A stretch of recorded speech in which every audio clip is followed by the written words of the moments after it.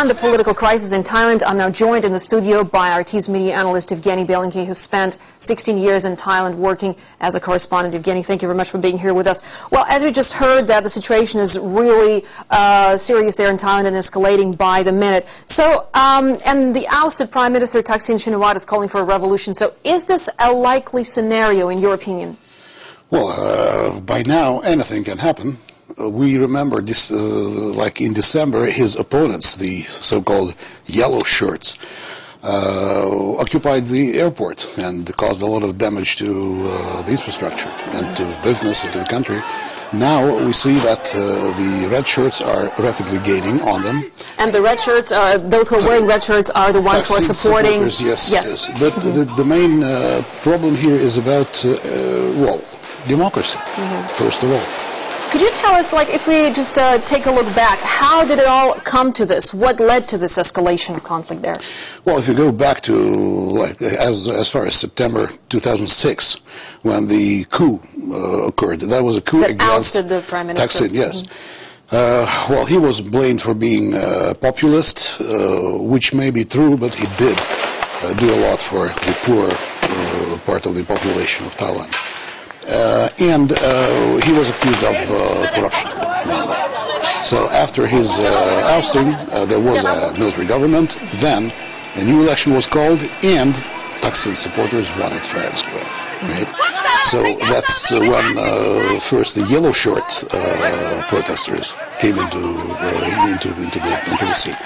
Then, when that first democratically elected government was cornered and had to go, there was another election, and that second election brought Thaksin supporters back again.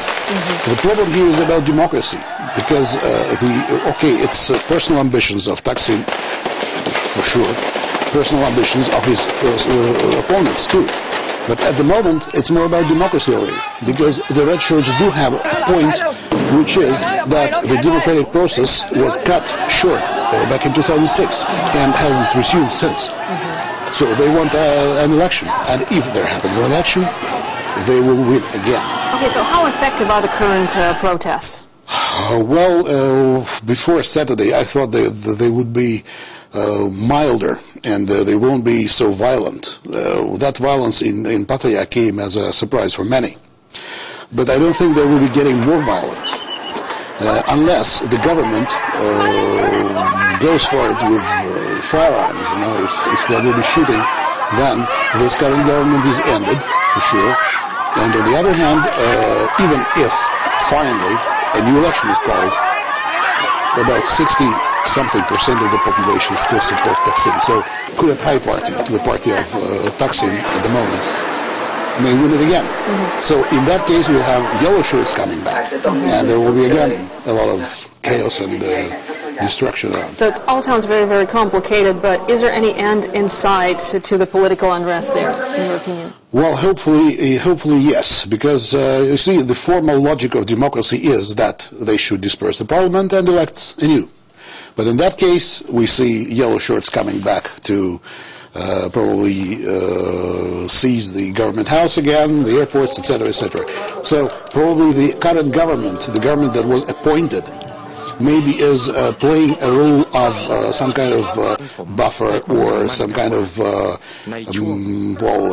chemical catalyst that probably will finally calm down both sides. And at last, in a few, I wouldn't say months, but years maybe, there will be an election that will bring someone who may be... will restore stability in the country. Yes, and who may be good for every side in Thailand. All right, Evgeny, thanks very much indeed for your insight. That was Evgeny Belenky, media analyst and an expert on Thai affairs.